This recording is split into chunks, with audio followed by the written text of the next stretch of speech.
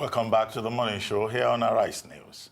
Nigerian protesters on Saturday called on President Muhammad Buhari to urgently intervene and stop the killings and the kidnappings currently going on in the state. They condemned the insecurity in Zamfara State, which has resulted in apprehension, displacement of communities, and loss of lives. Yesterday, the federal government announced the suspension of gold mining in Zamfara State, which is believed to be at the core of the banditry in the state. The acting Inspector General of Police also formally extended a special security operation, Operation Pofada, to Zamfara State. Joining us now to speak not only on Zamfara, but the security situation in the northwestern part of the country is security expert Mike Ejiofor. Good morning, Mike Ejiofor. Good morning. Good morning. Thank you for joining us from the Abuja studio on the morning show. Well, Zamfara appears to be a very special case, and the whole of the Northwest appears to be troubled. The last time, the issue was about cattle rustling. Okay, then we had problems with the election. Now the issue is about mining, artisanal mining, illegal mining in Zamfara State. And the last time you were on this program, you talked about rejigging the country's security architecture. What exactly is wrong? Why is it so difficult for our security chiefs, for our service chiefs, for the commander-in-chief to do something about the country's security architecture? And what, in your view, can be done, not just in the Northwest, but in all these other places where we have issues? We have very serious challenges and that is confronting the country from all sectors. You look at kidnapping, killings, in every part of the country. And it's really disturbing. I remember, like you said, when in our last discussion, I called for the rejig of the security architecture. Yes, and I think some measures have been adopted. Like if you see the synergy now in the leadership and strategic level between the DG, State Security Service, and the Inspector General of Police, this problem of Zamfara has come to a head, and I think we should take the bull by the horn. I want to see that if this new initiative can yield results. I am disturbed, I'm quite disturbed, because in 2006, I was in Zamfara as a state director. And I tell you, I had the privilege of being a state director in 8 states in this country. Zamfara happened to be one of the most peaceful of all the states I had a privilege to oversee. We only had the issue of cattle rustling between the boundary of Sokoto and Zamfara. But now, these killings, kidnapping, political upheavals, it's in the front burner, not only in Zamfara, but in Katsina, Abuja, Kaduna Road. And these are challenges I believe that our security forces must rise up to by taking new initiatives. Like I said, let us see how this new initiative and offensive from the security agencies. You can see the high-powered press conference addressed by the Inspector General of Police, why the DGSS, the DGNIA, and the Chief of Staff were there. That shows that government is actually showing concern to tackle this problem. But until we start seeing results, well, it's not yet to hurry. The situation is tense, and I believe that this new initiative might yield results. Well, when you talk about new initiatives, I was asking you for your own opinion, for your own recommendations. We've seen Operation Python Dance, we've seen Operation Pofada, we've seen Operation Smiling or Laughing Crocodile. This look like, just familiar knee-jerk reactions. What can be done in terms of an overhaul? What do you think can be done as a security expert with a lot of experience over the years? Well, you see, a lot of people have been calling for reshufflement and change of service chiefs and all whatnot. I, for one, you see, the appointer is the president, commander-in-chief, and the buck stops on his table. He knows who to appoint. He knows whether they are giving results or not, and it is in his place to assess them the way they are operating. I won't be outside here to begin to assess them, but I think in normal circumstances, anywhere, anytime you continue to do certain things the same way and expect different results, it's not workable and it cannot work. So I think we need to change our niche, because if you bring new service chiefs again, it's neither here nor there. They are Nigerians. But I also believe that if you have stayed long on a particular seat, you tend to begin to lose ideas. But like I said, the person who is in charge, who is the appointer, is the person to assess them, and the buck stops on his table. But like we said, all what we want is solution to the myriad of security challenges facing this country, because the primary responsibility of government is to provide security and welfare of the people. And if government fails to do that, they cause to question the integrity, the capacity and capability of that government. I think, and I don't think any government will also want to fail, deliberately want to fail. So let's see how this new offensive will work out. But, you know, in finding solutions, you must first identify what the problem is. Considering the blow dealt to the Boko Haram largely by the multinational joint task force, and of course the leadership crisis the Boko Haram seems to be having now, is it possible that what we are witnessing in the Northwest is something that has metamorphosized from Boko Haram? Is it possible that it is Boko Haram in a different nomenclature we're seeing? And then this issue of everybody turning to President Muhammad Buhari for their security challenges at the state level, isn't that in itself a problem? Well, I think it's a combination of all the factors you've enumerated. If you say you are is an extension of Boko Haram because they have been somehow degraded in the Northeast and are spreading towards it, you might not be wrong. You also remember that the issue of Islamic State of West Africa is operating in that area. But from what we have seen, and you know, from the press address given by the Inspector General of Police, he also noted that there's a nexus between the miners and the bandits, which resulted in giving them 48 hours to leave Nigeria and stop operating in that area. I sat down over the night to assess the situation, and possibly, because I'm not in the system now, but simple analysis can tell me that these operations have been going on smoothly and unhindered, but people continue to be attacked and kidnapped.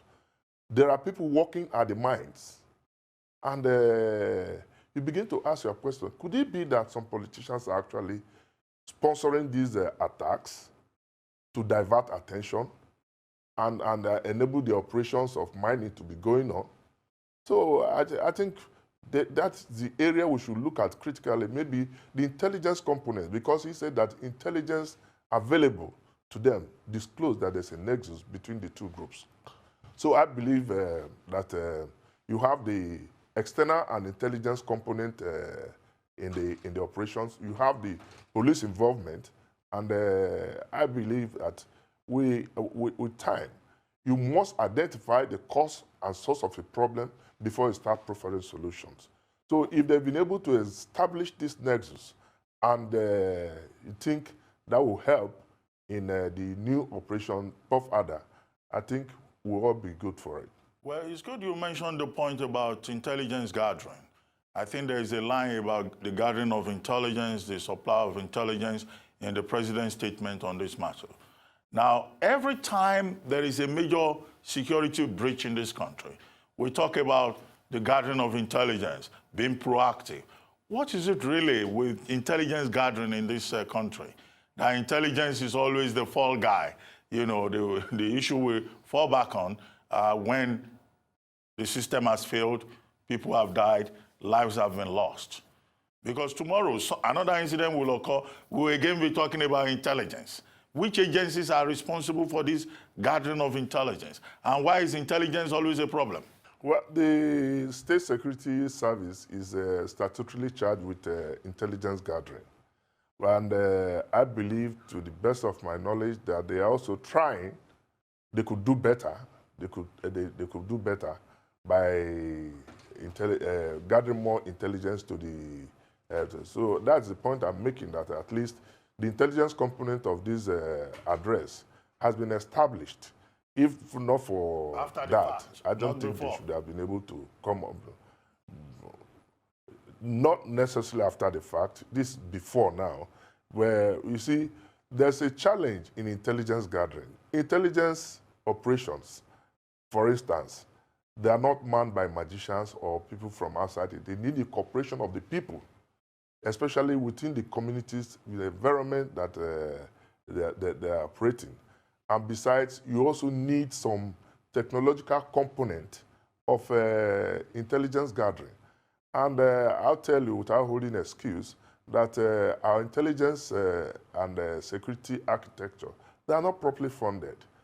But that is not an excuse. Within the available resources, I think we should be able to gather intelligence and see what we can do.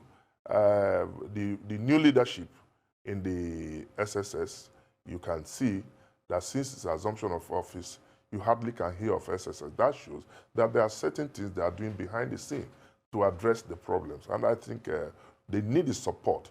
The new acting Inspector General of Police, the DGSSS, the NIA, they all need the support of Nigerians to succeed. Because if we all succeed and have peace, everybody will go about his lawful business.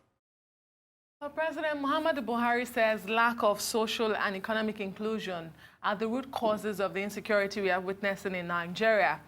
Just last week, the richest man in Africa, Aliko Dangote, also lamented the poverty level in northern Nigeria. Same day, United Nations report on poor countries was released, and on that report, northern Nigeria made it to the list. Can we say governance has failed the people in northern Nigeria? Well, that's a difficult one. Like we are discussing, you see, major causes of some of these problems arise from non-functioning of governance. You think of unemployment, economic hard times, but that's not sufficient reason for people to go into crimes. But these are major causes. You see, I was on another forum yesterday discussing some of the causes of this problem. You see, the government should prioritize its strategies in terms of, taking security, for instance.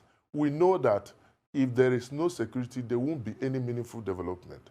You take the issue of power, and if you take power, for instance, a lot of people are going to be employed. You provide energy for a lot of issues to be, economic issues to be resolved. And I think that will reduce the rate of crime. But as it is now, there's major unemployment, there's economic hard times, and the government should come out openly and address these issues. Well, there was a protest march this weekend called March for Zamfara. And we saw the footage on social media, on television, with Kadaria Ahmed calling out the president of Nigeria and describing the governor of Zamfara State as the most useless governor in the history of Nigeria. Our point is that the governor has more or less abdicated his responsibility as chief security officer in the state. Is it fair to blame a sitting governor for security breach, particularly in Zamfara State, where you were once a state director of the Department of State Security? Well, as far as I'm concerned, the governor is the chief security officer of the state. Just like the president is the chief security officer of the Federal Republic of Nigeria, commander-in-chief. Now, if you abdicate your position as the chief security officer of the state, then you have no you have no reason to remain in office a day longer as a governor. You recall that last year, he did say that he was resigning as a chief security officer. And in one of my programs, I did mention that every position is attached with a responsibility. So if you abdicate the responsibility of maintaining law and order, then you are not supposed to be in office. But again, if you look at the other side, you talk of structural imbalance in terms of our security architecture.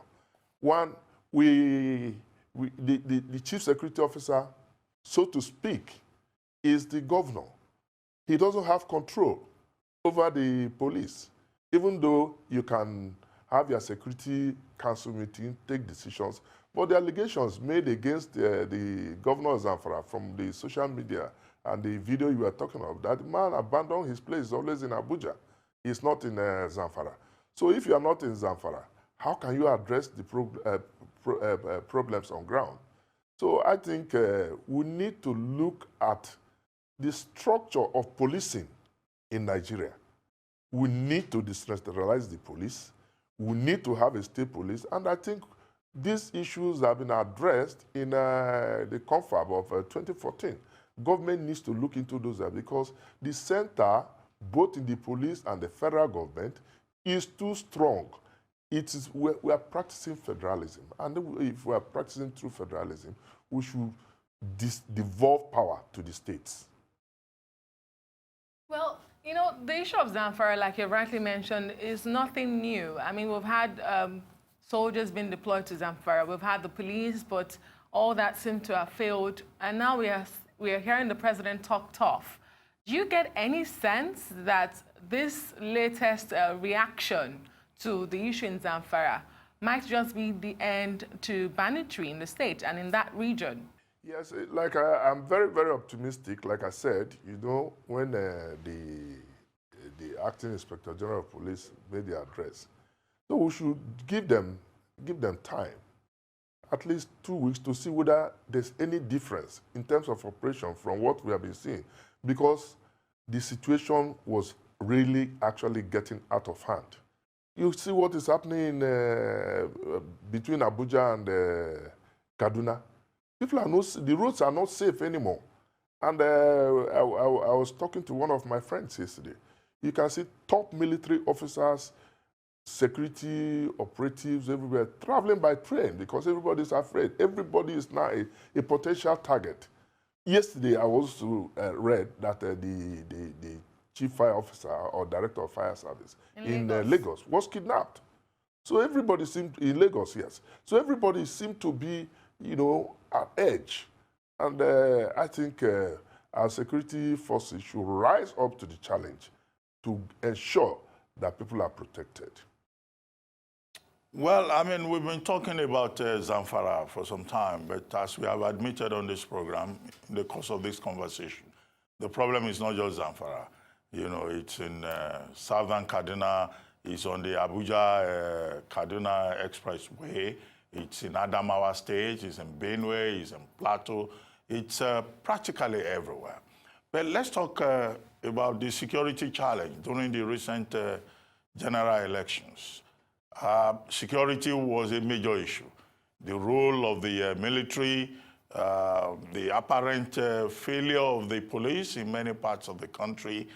How do you think we can secure our elections? I mean, in the face of the failure of the so-called 3 concentric circles that were deployed in the 2019 general election. What can we do differently to make the law enforcement process in elections much better? Well, it's quite unfortunate that our election in 2019 went the way it did. You can see full militarization of the process against the Supreme Court judgment that military should not get involved in election process. But again, like I said, you cannot completely isolate the military based on that issue of 3 concentric circles. They are supposed to be outside, but a situation where the military will be invading collation centers and no arrest was made despite the fact that the military admitted that these people are fake, they are not, they are impersonators, they are fake military men, and no arrest was made. It caused to question the genuineness of that claim. But luckily enough, the Chief of Army Staff has also come out to institute a panel to investigate those who were involved in the matter with a view to bringing them to book. For our electoral process, the police is the lead agency in terms of securing our electoral process. And I must say that during this last election, at least from my own viewpoint, at least police should be commended, because we didn't hear much about the police. Rather, we are hearing about the military. It brings again to question the need to reform our electoral process. We need to embark on electronic voting. We need to, in fact, if the president had signed that bill regulating our election, then maybe the problem would have been less. But for now, if we continue this way, you know, there are so many, we're not recording issue of ballot box snatching and stuffing now. But now, in 2015, we didn't record that. But now you can see attacks, ballot box snatching, inflation of figures, and all what have you. If they had gotten the bill approved, signed into law, that you transmit the results right from the polling unit to the central data server, then these problems will be reduced. But you can see that during the presidential election, you can see the margin between the outcome of the presidential election and the gubernatorial election. The gap is so wide because they felt, most of the governors felt, since the presidential election was fraught with malpractices, they now went out on their own and started writing figures. I don't believe the outcome of those elections were genuine, because they were inflation of figures. Everything didn't work out well, and I will need to reform our process. So you do not subscribe to the reaction by the Chief of Defense Staff last week, who said, you know, considering the security challenges we have in the country, if the military was not deployed for these elections, the results are better left imagined. I don't subscribe to that at all, because rather the military even caused more problems. In Rivers State, for instance, Rivers State in particular, in other areas where it was fair, but the rules in Rivers State was not something to write home about. I don't agree with him on that. Okay, you know, some have said the key to tackling or having a better secured society is the active role of the citizenry. Why are we lagging in that, you know, context? It seems like the people of the country are not owning up or owning this challenge of insecurity with the security agents. What is happening? Why is this so? It's because of the fraud process. The process is not clean. If it was clean, then people can vote from their houses. You see, ATM, for instance, people go and withdraw money. You can just, the INEC, which is the regulatory body in conduct of election, should adopt better means of conducting our election, because in 2023, the stakes are going to be high. So they should start working from now to ensure that the process is sanitized. For now, it's not going to work, because people have learned the lessons from the outcome of this election, and they will be trying to see how what to do to manipulate the process in 2023. So the earlier we start, the better. The people should be involved, because if, for instance, you take what happened in Rivers State, for instance, it's Zeke of Africa that said that it's only a madman that can begin to confront somebody with gun. You see a lot of lives lost because people are going for election. You are going to serve the people. I believe that politics and campaigns are about service to the people, not to kill the people. If you kill the people, then who are you going to govern? It becomes a very big problem. we need to sanitize our electoral process. I think you misunderstood my question, although I was asking in general terms, you know, fighting insurgency, fighting banditry. A lot of people have said the people in the community are not owning up to this war. They are not owning up to this fight alongside the security agents, and that has made it difficult. I mean, if the people themselves are not part of this fight, the security agents cannot do it alone. Why do you think that there is no cohesion or you know, collaboration between the people and security agencies? Yeah, well, the little success the security agencies achieved in the Northeast, for instance, was as a result of the efforts of the people who were involved in the Joint Task Force Civilian JTF. So the people were mobilized in that aspect to get involved. So I also believe that in some of these areas we have challenges, the people should be mobilized from the grassroots, starting from the local government. But like I said, we are not practicing true federalism. The government is too far from the people. So at the local government level, the people should be mobilized. If you have a state police, for instance, they know the terrain, they know the people working there. But the situation where you take somebody from Zamfara or Sokoto, for instance, and post to Bayelsa, and take somebody from Bayelsa and post to Maiduguri, you are going to have cultural differences. The building of confidence in the security force is not going to be there. There is bound to be a lot of suspicion that these people are either for or against me. You go to the Southeast, for instance, now, you see road checkpoints manned mainly by Northern. And this fear of suspicion that these people are against us, they're stopping. I was reading a paper where they said that the money collected through bribes from the police was over 100 billion naira. And it might not be far from the truth. So we need to localize the police for people to have confidence and join the police, build this confidence. And I also think that the new acting Inspector General of Police should take the initiative by giving the police a new image, rebranding the police so that people will have confidence in it. If people have confidence, they will be involved. But if they don't have confidence, then the police and the security agencies will be on their own. Mike, in a matter of weeks, Nigerians expect that President Buhari would come up with a new cabinet, form a new team to achieve his objective of taking Nigeria to the next level as a campaign during the elections. Now, will you recommend to him that he should appoint new service chiefs? Send these service chiefs that are there away, try new persons, try new ideas. Although you alluded to this earlier that, you know, when you've been doing something and you are not getting the kind of result that you want, maybe it's time to shake the table a little bit. Will you say that these service chiefs have not delivered and they should go? Well, like I said when I started, it is the president, commander-in-chief that appoints that's them. A diplomatic answer. I want your own opinion. It is my opinion, if I'm asked to advise the president, for those of them who have spent 4 or 5 years on their seats, well, it's time to go so that we give way for new ideas. Why not? But like I said, it's not being diplomatic or how to evade questions. Some of these things, these appointments are political. So you take political considerations over other interests.